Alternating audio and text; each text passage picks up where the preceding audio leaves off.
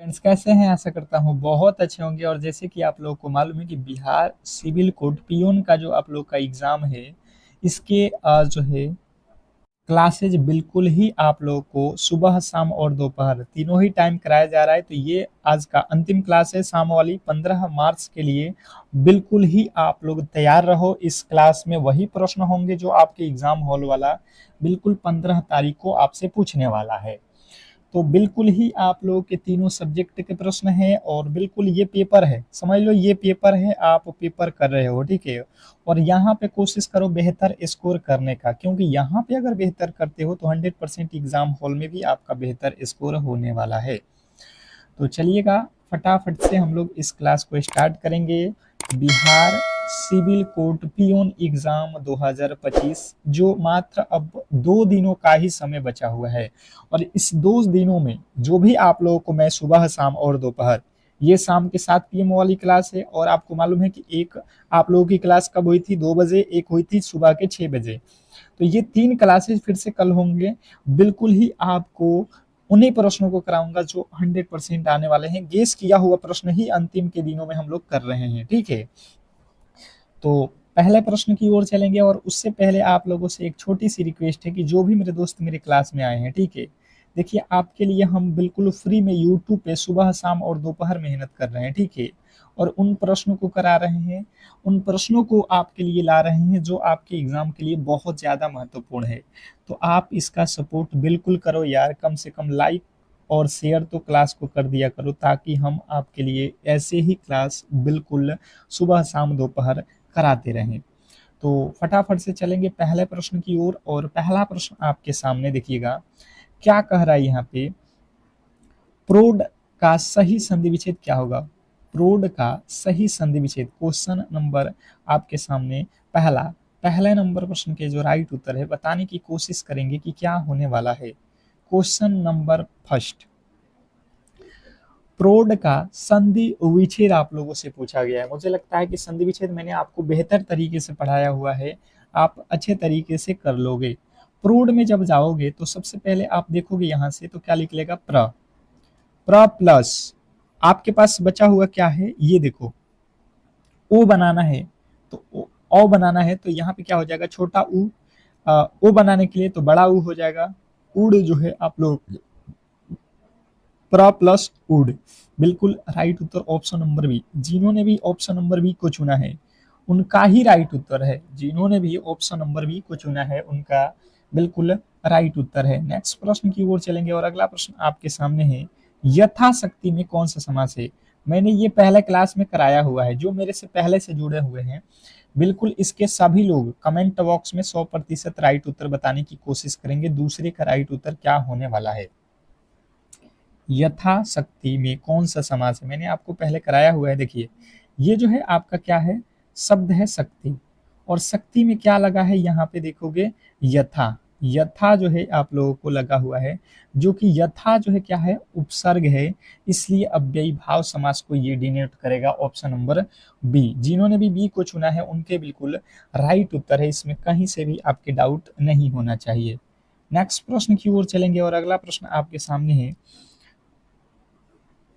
अक्षंखल का सही संधि विच्छेद क्या होगा? अक्षंखल का सही संधि विच्छेद बताइएगा, बताने की कोशिश करेंगे। Question number 3। तो देखिए यहाँ पे क्या हो जाएगा? उत। आधा जो है चाहे ये त में भी चेंज हो जाएगा, प्लस यहाँ पे क्या हो जाएगा? श्रृंखल। श्रृंखल हो जाएगा। आप देख लो कहाँ पे है श्रृंखल। श्रृंखल का सही जो है ऊपर वाला वर्ड यहाँ पे उत्तर होगा ना, ऑप्शन नंबर ए बिल्कुल राइट उत्तर है। अगला प्रश्न है, पार्स और पास शब्द का सही अर्थ क्या है? ये दोनों ही शब्द के सही अर्थ बताने हैं। क्वेश्चन नंबर आपके सामने चौथे पे आ चुके हैं। और एक बार फिर से रिक्वेस्ट कर लेता हूं कि जो भी मेरे दोस्त मेरे क्लास को देख रहे हैं बिल्कुल आप क्लास को लाइक करके चैनल को सब्सक्राइब कर लो, क्योंकि सुबह, शाम, दोपहर तीनों टाइम आपके क्लासेस बिल्कुल फ्री में दिया जा रहा है। और आपको बिल्कुल एक सीट पक्का करना है तो ये क्लासेज करना ही पड़ेगा, ठीक है। अंतिम के 2 दिनों के जो क्लास होंगे ये बहुत इंपॉर्टेंट है, ठीक है। तो पार्श और पास का जो यहाँ पे जो है सही अर्थ है, ये आप लोगों को बताना है कि ये होता है बगल और बंधन। पार्श्व मतलब होता है बगल और पास मतलब होता है बगल। ऑप्शन नंबर बी जो है आप लोगों का बिल्कुल राइट उत्तर है। नेक्स्ट प्रश्न की ओर चलेंगे और अगला प्रश्न आपके सामने है, अरण्य चंद्रिका मुहावरे का सही अर्थ क्या है? अरण्य चंद्रिका का सही अर्थ क्या है? यहाँ पे यह मुहावरा है, इसके अर्थ क्या होते हैं? Question number 5। 5वें नंबर प्रश्न के राइट उत्तर आपको याद रखना है, व्यर्थ का श्रृंगार या ऐसी वस्तु जिसका कोई लाभ न उठाए। बिल्कुल राइट उत्तर है ऑप्शन नंबर बी। नेक्स्ट प्रश्न की ओर चलेंगे और अगला प्रश्न आपके सामने है, बागजाल में कौन सा संधि है? बागजाल में कौन सी संधि है? Question number 6। छठे नंबर प्रश्न के जो राइट उत्तर है ये आप लोगों को बताना है। क्वेश्चन नंबर 6 पे आ चुके हैं, बताने की कोशिश करेंगे सभी लोग। क्वेश्चन नंबर 6 का राइट उत्तर क्या होने वाला है? तो जिन्होंने बताया है यहाँ पे व्यंजन संधि, बिल्कुल राइट उत्तर रहेगा, क्योंकि यहाँ पे क जो है ग जो है ये क में चेंज होगा, यानी कि व्यंजन संधि को डिनोट करेगा। वाक हो जाएगा यहाँ पे जब संधि विच्छेद करोगे। तो बिल्कुल आपको अच्छे तरीके से पता है इनमें से कौन सा शब्द है जो है पुल्लिंग है। पुल्लिंग शब्द की पहचान करनी है, आप लोगों को बताने की कोशिश करेंगे। क्वेश्चन नंबर आपके सामने 7। 7वें नंबर प्रश्न का जो राइट उत्तर है ये क्या होने वाला है? हम लोग पहुंच चुके हैं 7वें नंबर प्रश्न पे, और जिन्होंने बताया है कि इनमें से जो पुल्लिंग शब्द है ये आप लोगों का पानी है, उनके बिल्कुल राइट उत्तर है। पानी जो है यहाँ पे आपका पुल्लिंग है। जितने भी लिक्विड चीज हैं वो सभी पुल्लिंग में आते हैं। अगला प्रश्न है, जो स्त्री सूर्य भी न देख सके, जो स्त्री सूर्य भी न देख सके, वाक्य के लिए एक शब्द क्या होगा? Question number 8। 8वें नंबर प्रश्न के जो राइट उत्तर है बताने की कोशिश करेंगे सभी लोग। क्वेश्चन नंबर 8 का जो है राइट उत्तर क्या होगा? तो आप लोग बताओगे, असूर्य असूर्यम पश्या, असूर्यम पश्या। ऑप्शन नंबर बी जो है आप लोगों के बिल्कुल राइट उत्तर है, जो स्त्री सूर्य को भी न देख सके। नेक्स्ट प्रश्न आपके सामने है, हृदय का सम्राट किसे कहा जाता है? हृदय का सम्राट किसे कहा जाता है? Question number 9। 9वें नंबर प्रश्न के जो राइट उत्तर हैं बताने की कोशिश करेंगे सभी लोग। क्वेश्चन नंबर 9 पे आ चुके हैं, बताने की कोशिश सभी लोग कीजिए। क्या लगता है आपको?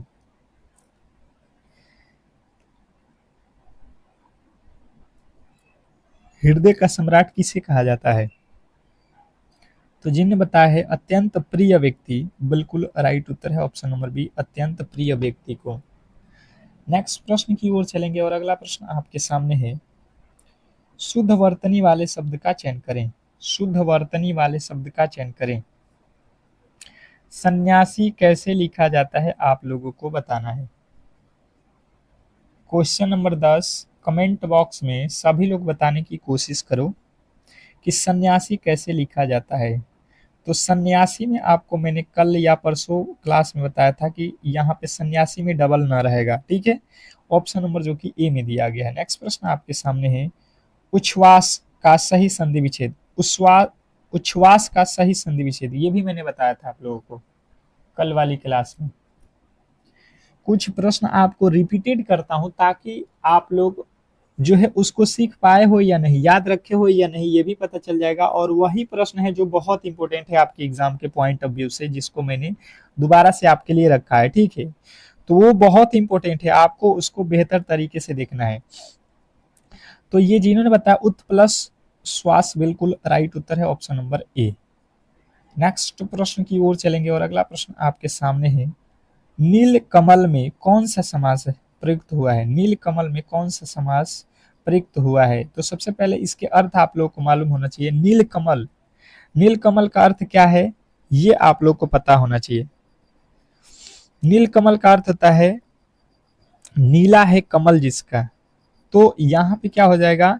कर्म धारय समास। ऑप्शन नंबर सी जो है आप लोगों के बिल्कुल राइट उत्तर है। नेक्स्ट प्रश्न की ओर चलेंगे और अगला प्रश्न आपके सामने है, अंधिकार शब्द की शुद्ध वर्तनी कौन सी है? अंधिकार, अंधकार जो है यहाँ पे बताना है कि इसका सही जो है वर्ड कौन सा लिखा गया है। तो देखिए ये अंधकार बिल्कुल सही ही लिखा गया, ठीक है, इसमें गलती नहीं है, आप ऑप्शन नंबर बी को लगाओगे। अंधिकार जो है बिल्कुल आपका राइट उत्तर है। नेक्स्ट प्रश्न, अगला प्रश्न आपके सामने कह रहा है विराम और अभिराम शब्द युग्म का सही अर्थ जो है आप लोगों को बताना है। क्या पूछा गया है? विराम और अभिराम शब्द का सही जो है अर्थ युग्म क्या है?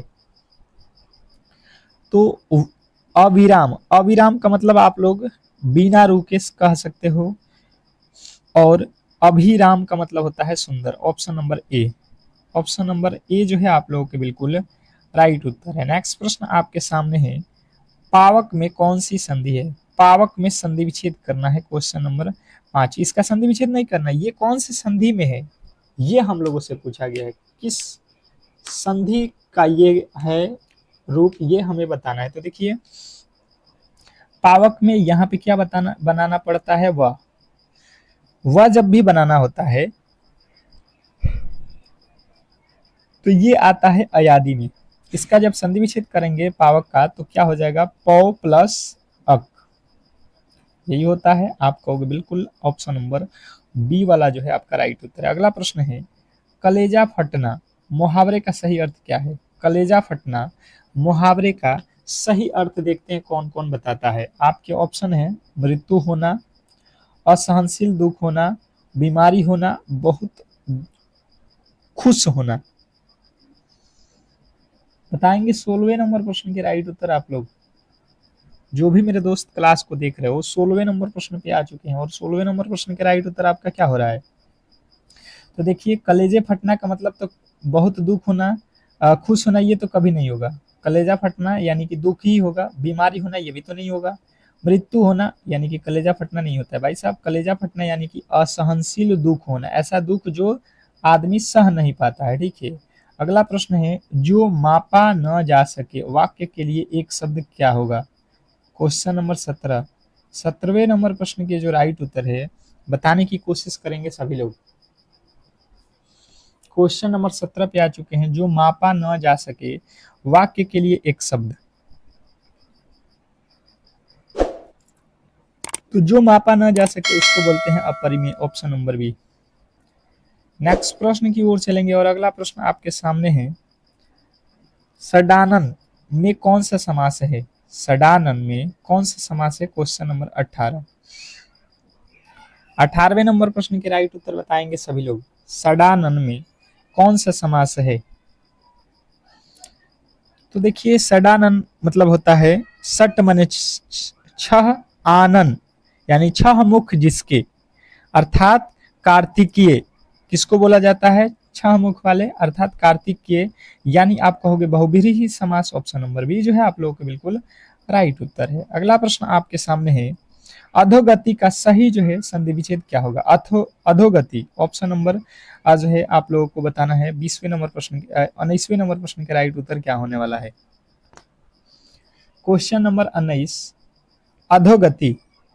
अधोगति का जब संधि विच्छेद हम करेंगे तो यहां से बनेगा अध, अध अध और हलंत लगेगा ओ का मतलब गति। अधोगति जिन्होंने बताया है यहाँ पे ऑप्शन नंबर बी उनका बिल्कुल राइट उत्तर है। नेक्स्ट प्रश्न की ओर चलेंगे और अगला प्रश्न है कौमुदी। कौमुदी किसका पर्यायवाची शब्द है? कौमुदी, कौमुदी किसका पर्यायवाची शब्द होता है बताइएगा। यहाँ पे कौमुदी किसका पर्यायवाची शब्द है? तो चांदनी,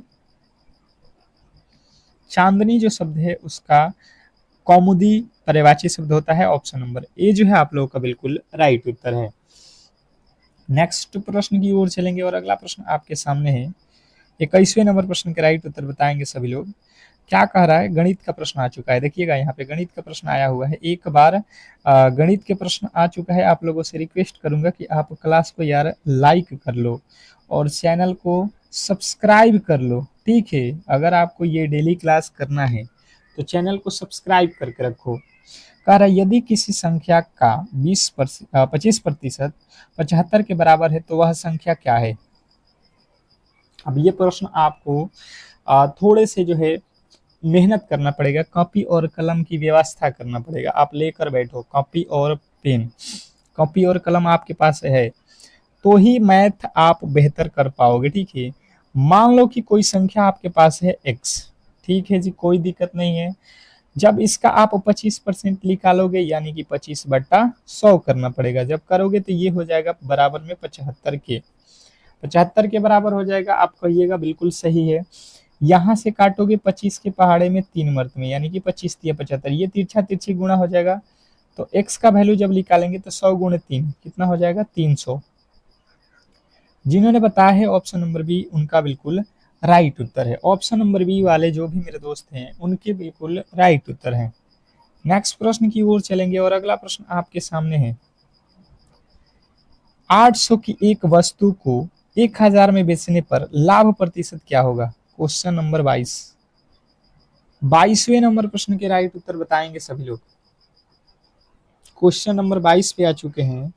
इसने कहा है कि 800 रुपये की एक वस्तु को 1000 में बेचने पर लाभ प्रतिशत क्या होने वाला है? आपके पास समय बहुत कम है, बताने की कोशिश करेंगे, बनाने की कोशिश करेंगे हर एक प्रश्न को खुद से। अब देखिए 22वें नंबर प्रश्न में जो कहा है उसके अकॉर्डिंग चलोगे तो देखिए 800 रुपया का सामान है, अगर आप 1000 रुपया में बेचोगे तो आपको सीधा सीधी यहाँ पे 200 रुपया का जो है यहाँ पे प्रॉफिट होगा। कितने पर? 800 पर गुणे 100। ये 2 जीरो से ये 2 जीरो कट जाएगा, 8 के पहाड़े में 8 दूना 16, 8 पचे 40, यानी कि आप कहोगे 25%। ऑप्शन नंबर बी जो है आप लोगों के बिल्कुल राइट उत्तर है, इसमें कहीं से भी आपके डाउट नहीं होना चाहिए।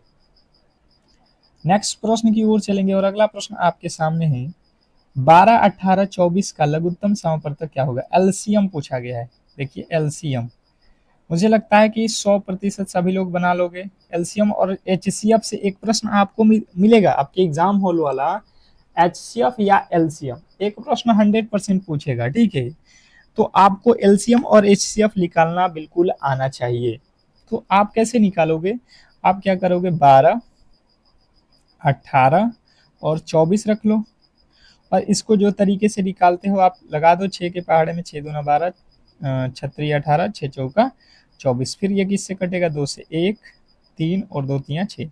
आप गुणा कर लो, 3 दूना का 6 और गुणा 6 दूना का 12, 12 में 6 से 12 छक्के 72 जो है आपके बिल्कुल राइट उत्तर हो जाएगा option number B. Option number B जिन्होंने बताया है उनके बिल्कुल राइट उत्तर है। नेक्स्ट प्रश्न आपके सामने है। एक आयताकार मैदान की लंबाई 30 मीटर और चौड़ाई 20 मीटर है, इसका जो है परिमाप क्या होगा? एक आयताकार मैदान की लंबाई 30 मीटर और चौड़ाई 20 मीटर, तो इसका परिमाप क्या होगा? Question number 24। 24वें नंबर प्रश्न के राइट उत्तर बताने की कोशिश करेंगे सभी लोग। क्वेश्चन नंबर 24 पे आ चुके हैं और जो भी मेरे दोस्त बता रहे हैं यहाँ पे 24वें नंबर प्रश्न के राइट उत्तर की जो है, सबसे पहले देखो क्षेत्रमिति के फॉर्मूले आपको मालूम होना चाहिए तो ही आप जो है क्षेत्रमिति के प्रश्नों को कर सकते हो, अन्यथा किसी भी एंगल से आपसे ये बनने वाला नहीं है, ठीक है। मैथ में यही खासियत है और मैं आपके लिए कल जो है दोपहर वाली क्लास में मैथ का स्पेशल क्लास का करा दूंगा मैराथन, जिसमें जो है पूरे के पूरे मैथ को कवर एक ही क्लास में हम लोग कर लेंगे और मोस्ट एक्सपेक्टेड प्रश्नों को करेंगे कवर, जो आपके एग्जाम हॉल में आने के 100% चांस है। तो आप कोशिश करना कि उस क्लास को जरूर ही देख लेना, ठीक है। दोपहर में मिलेंगे। देखिए आयत का परिमाप आपको याद होगा 2 इंटू एल प्लस बी। क्या होता है 2 इंटू एल प्लस बी? यहाँ पे 2 एल का वैल्यू इसने कहा है लंबाई और चौड़ाई है, एल है 20 और चौड़ाई है एल है 30 और बी है 20, तो 20 और 30 कितना होता है 50, 50 में 2 से गुणा करेंगे, 50 दूना का 100। ऑप्शन नंबर बी जिन्होंने भी बताया है ऑप्शन नंबर बी उनके बिल्कुल राइट उत्तर है। नेक्स्ट प्रश्न आपके सामने है, कह रहा है कि प्रथम 5 अभाज्य संख्याओं का औसत क्या होगा? Question number 25। 25वें नंबर प्रश्न का राइट उत्तर सभी लोग बताओगे, 10 सेकेंड का समय है इस बार, औसत निकालना है और सभी लोगों से रिक्वेस्ट करूंगा कि इस प्रश्न के तो राइट उत्तर सब लोग बताओ। प्रथम 5 अभाज्य संख्याओं का औसत बताने की कोशिश कीजिए सभी लोग। तो सबसे पहले देखो औसत बराबर होता क्या है, राशियों को एक वटा राशियों की संख्या। तो 5 अभाज्य संख्या आपको मालूम होना चाहिए कि अभाज्य संख्या होता कौन सा है। तो जिसमें किसी भी संख्या से भाग न लगे उसे बोलते हैं अभाज्य संख्या। 2 होता है, 3 होता है, 5 होता है, और आपका कौन सा होता है 7, और आपका 11। 9 तो होगा नहीं, और बट्टा में हो जाएगा कितनी संख्या है 5, तो 5, 11 7 18 5 23 3 26 और 2 28, 28 बट्टे आप कर दो 5, ये हो जाएगा 5 पचे 25 और 5 छक्का 30। Option number B. जिन्होंने भी ऑप्शन नंबर बी को चुना है उनके बिल्कुल राइट उत्तर है, इसमें कहीं से भी आपके डाउट नहीं होना चाहिए। नेक्स्ट प्रश्न की ओर चलेंगे, और अगला प्रश्न है, यदि ए अनुपात बी के वैल्यू दिए गए हैं और बी अनुपात सी के वैल्यू दिए गए हैं तो ए बी सी का वैल्यू निकालो। इस तरीके का प्रश्न हमने कराया है कि नहीं? बिल्कुल कराया हुआ है, मुझे लगता है कि ये कर लोगे, और 100% ये प्रश्न आएगा आपके एग्जाम हॉल में। जो जो तरीके के प्रश्न बता रहे हैं बिल्कुल इससे बाहर नहीं पूछेगा, यही पैटर्न है, आपके सिलेबस के अकॉर्डिंग ये क्लास चल रहा है, ठीक है। बिहार पियोन का जो आप लोग एग्जाम देने जा रहे हो, बिल्कुल भाई साहब इससे हाई लेवल के प्रश्न नहीं पूछेगा। पियोन का एग्जाम है, आप भी समझ सकते हो, ठीक है। तो ज्यादा आप लोगों को हार्ड लेवल के प्रश्न नहीं पूछेगा, आपको जो है लो लेवल का ही प्रश्न रहेगा, पर थोड़े से आपको ध्यान से करना होगा, ठीक है। अगर एक भी गलती करोगे तो बिल्कुल ही आप बहुत पीछे चले जाओगे। ए अनुपात बी दिया है, बी अनुपात सी भी दिया है, कितना 4 अनुपात 5, यहां से इधर बढ़ाओगे 3, इधर बढ़ाओगे 4, ये हो जाएगा 4 दूना 8, 4 तिया 12, 3 5 15। ये देख लो कहाँ पे है, ऑप्शन नंबर ए। नेक्स्ट प्रश्न की ओर चलेंगे, और अगला प्रश्न है, 1200 रुपये पर आप लोगों के 5% वार्षिक ब्याज की दर से 3 वर्षों का साधारण ब्याज कितना होगा। क्वेश्चन आपके सामने है कि 1200 रुपये पर 5% वार्षिक ब्याज की दर से 3 वर्षों का जो है साधारण ब्याज कितना होने वाला है। अब यहाँ से आप क्या करोगे कि जो है साधारण ब्याज के फॉर्मूले आप लोगों को याद होना चाहिए। सबसे पहले क्या होता है, मूलधन गुणे समय गुणे दर बट्टे 100। फॉर्मूले यही होता है, मूलधन गुणे समय गुणे दर बट्टे 100। तो मैंने मूलधन लिख दिया P into R into T, और बट्टा में 100 कर दिया। यहाँ से 2 जीरो से ये 2 जीरो कट जाएगा, 12 पच्चे 60, 60 में 3 से 36 18, 180, 180 रुपया का जो है यहाँ पे ब्याज देना पड़ेगा 3 वर्षों में। बिल्कुल ही आप ऑप्शन नंबर किसके साथ जाओगे, तो बी के साथ जाओगे। नेक्स्ट प्रश्न की ओर चलेंगे, और अगला प्रश्न आपके सामने है, एक कार 2 घंटे में 120 किलोमीटर की दूरी तय करती है, तो इसकी चाल किलोमीटर प्रति घंटे में आपको ज्ञात करना है। ये प्रश्न थोड़े से आप लोगों को परेशान करेगा, बहुत बहुत इंपॉर्टेंट है। इसमें थोड़ा सा आप लोगों को घुमाया गया है, देखते हैं कौन कौन बना लेता है इस प्रश्न के राइट उत्तर। जो बनाएगा समझिए कि उसकी तैयारी बेहतर है, जो बना लेता है इस प्रश्न का उसकी तैयारी बेहतर मानी जाएगी। जैसे इसने कहा है कि 2 घंटे में 120 किलोमीटर की दूरी तय करती है, तो इसकी सबसे पहले हमें चाल पता करना पड़ेगा। तो चाल बराबर आपको फॉर्मूला मालूम है, क्या होता है, दूरी, दूरी कितना है 120, बट्टा में समय कितना है 2 घंटा। तो यहाँ से हमें पता चल जाएगा 6 दूना का 12, यानी कि 160, और ये किस में आया हुआ है, किलोमीटर प्रति घंटा। देख लो ये किलोमीटर प्रति घंटा में आएगा, इसको मीटर पर सेकंड में चेंज करना है। तो मीटर पर सेकंड में चेंज करने के लिए मैंने फॉर्मूले क्या बताए हैं, 18/5। क्या बताया हुआ है, 18/5 आपको याद रखना है। ये 6 के पहाड़े में 6 3 18, 6 के पहाड़े में 6 दहा के 60, ये गुणा कर लो 5 दहा का 50, और बट्टा में 3, 50/3, 16 तिया 48। आप कहोगे ऑप्शन नंबर बी, 16.66 मीटर पर सेकेंड अगर आपने बताया है, बिल्कुल राइट उत्तर है, इसमें कहीं से भी आपके डाउट नहीं होना चाहिए। अगला प्रश्न आपके सामने है, क्वेश्चन नंबर 29। इसके मान निकालने को कह रहा है 15 का वर्ग माइनस 12 का वर्ग का जो है मान क्या होने वाला है। अब ये तो 100% सभी लोग कर लोगे, इसमें भी कोई दिक्कत है किसी को, कोई भी इसमें डाउट है, आप लोगों को तो बताने की कोशिश करेंगे, समझिएगा। यहाँ पे 15 का वर्ग कर लो कितना होता है 225, फिर 12 का वर्ग कर लो कितना होता है 144, 12 गुणे 12 कर लोगे 15 गुणे 15 आ जाएगा, यहाँ से माइनस कर लोगे 1, और ये हो जाएगा 8। मुझे लगता है आसानी से आप ऑप्शन नंबर बी को ही लगाए होंगे। ऑप्शन नंबर बी किसका किसका आया था? ऑप्शन नंबर बी उनका बिल्कुल ये राइट उत्तर है, इसमें कहीं से भी आपके डाउट नहीं होना चाहिए। नेक्स्ट प्रश्न की ओर चलेंगे और अगला प्रश्न आपके सामने है। एक वर्ग का क्षेत्रफल 144 वर्ग सेमी है, तो इसका विकर्ण क्या होगा? एक वर्ग का क्षेत्रफल, ये थोड़े से आप लोगों को जो है परेशान करेगा। देखिए ऐसे ही प्रश्न होंगे, दिखेगा आपको छोटा पर थोड़े से जो है आप लोगों को दिक्कत करने वाले प्रश्न होंगे। खास करके क्षेत्रमिति के फॉर्मूले अगर आपको याद नहीं है तो वो तो 100% आपको दिक्कत करने वाला है। तो अब देखिए यहाँ पे प्रश्न में जो बोला है उसी के अकॉर्डिंग हम लोग सॉल्व कर लेते हैं। एक वर्ग का क्षेत्रफल, क्षेत्रफल दिया गया है यहाँ पे कितना, हमें मालूम है कि वर्ग का क्षेत्रफल होता है भुजा स्क्वायर। ये कह रहा है नहीं वर्ग का क्षेत्रफल तो 144 है, हम कह रहे हैं नहीं ये तो वर्ग का क्षेत्रफल भुजा स्क्वायर है। ये स्क्वायर को यहाँ से हटाओगे इधर आ जाएगा रूट में। ये 144 किसका वर्गमूल होता है? 12 के, यानी कि आप कहोगे इसकी एक भुजा जो है 12 सेमी है।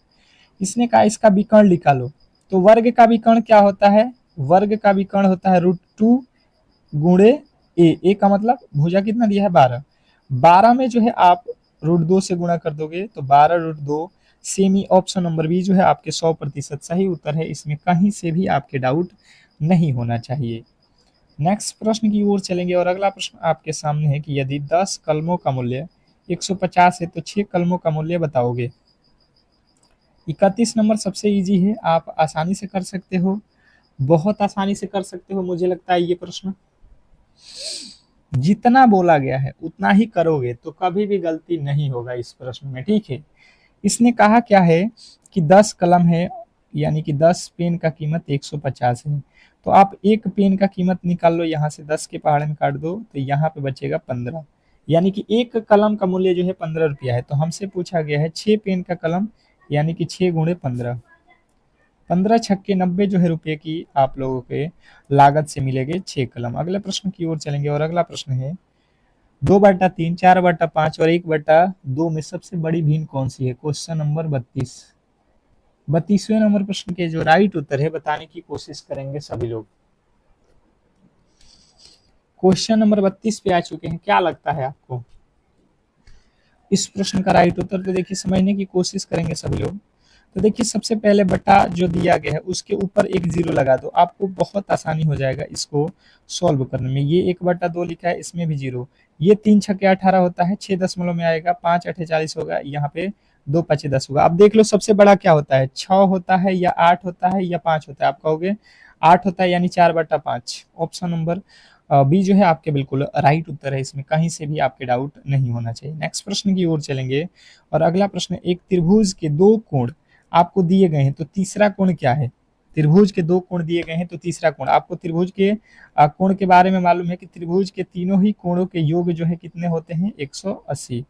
आप देख लो यहाँ पे पहला कोण 45 डिग्री, दूसरा जो है दिया गया है 75 डिग्री, तीसरा कोण हमें पता नहीं है तो यहाँ पे 180, तीसरा को रहने दो, 75 और 45 जोड़ दो, कितना हो जाएगा? ये जो है 180 में से माइनस कर लो, 5 5 10, 7 4 11, 1 12, 120 घटाओगे कितना आ जाएगा? 60 डिग्री। तीसरा कोण कितने का है? 60 degree. Option number B. Next प्रश्न की ओर चलेंगे और अगला प्रश्न है choose the correctly spelling word. Choose the correctly spelling word, सही वाला जो है वर्ड आपको चुनना है। अंग्रेजी का प्रश्न है और बताने की कोशिश करेंगे क्वेश्चन नंबर 34वें नंबर प्रश्न के राइट उत्तर क्या होने वाला है। तो जिन्होंने बताया है यहाँ पे grammar, GRAMMAR, option number C जो है आपके बिल्कुल राइट उत्तर है। नेक्स्ट प्रश्न आपके सामने है filling in the blank with the correct preposition. सही प्रीपोजिशन आपको भरना है। The cat is hiding the table, तो द टेबल के पहले क्या होगा? तो आप जो है यहाँ पे क्या भरोगे? Under the table, under the table. Option number B जो है आप लोगों के बिल्कुल राइट उत्तर है। नेक्स्ट प्रश्न की ओर चलेंगे और अगला प्रश्न है selected the synonyms of the word ancient. Ancient का जो है सिनोनिम्स बताना है। एंशिएंट, तो जिन्होंने बताया है यहाँ पे ओल्ड, बिल्कुल राइट उत्तर है, ऑप्शन नंबर सी। नेक्स्ट प्रश्न की ओर चलेंगे और अगला प्रश्न आपके सामने यहाँ पे आ चुका है कि जो है चूज द करेक्ट जो है ऑप्साइट वर्ड, यानी कि एंटोनिम्स ऑफ ब्यूटीफुल। ब्यूटीफुल का जो है एंटोनिम्स आपको बताना है। क्वेश्चन नंबर 37वें नंबर प्रश्न के जो राइट उत्तर बता रहे हैं युगली, ऑप्शन नंबर बी जो है आप लोगों के बिल्कुल राइट उत्तर है। नेक्स्ट प्रश्न की ओर चलेंगे और अगला प्रश्न आपके सामने है। यहाँ पे filling in the blanks correct करना है आर्टिकल का। ही इज हॉनेस्ट मैन, तो हॉनेस्ट यहाँ पे ऑनेस्ट पढ़ाता है, तो आ से स्टार्ट हो रहा है यानी ए से हो जाएगा, तो एन लगाना पड़ेगा, ऑनेस्ट मैन हो जाएगा, an honest man. What is the plural tooth, plural बताना है किसका, तुथ का। तुथ जो वर्ड है इसके प्लूरल क्या होंगे बताइएगा। तो यहाँ पे आप कहोगे कि जो है तीथ। नेक्स्ट प्रश्न आपके सामने है कि जो है identify the part of speech of the underlined word. She sings beautiful, she sings beautiful बताना है आप लोगों को कि जो है यहाँ पे क्या होने वाला है, वर्ब आपको बताना है यहाँ पे। तो देखिए यहाँ पे क्या हो जाएगा, ब्यूटीफुल जो है यहाँ पे एडवर्ब है। ऑप्शन नंबर जो है आप लोगों का किस में दिया गया है, सी, ऑप्शन नंबर सी। इस तरीके से जो है आज के क्लास को हम लोग यहीं पे समाप्त करेंगे। अगर आपको ये क्लास अच्छा लगा है तो प्लीज़ जो है आप लोग क्लास को लाइक करके चैनल को सब्सक्राइब करके रख लो। मिलते हैं नेक्स्ट वाली क्लास में, तब तक के लिए धन्यवाद।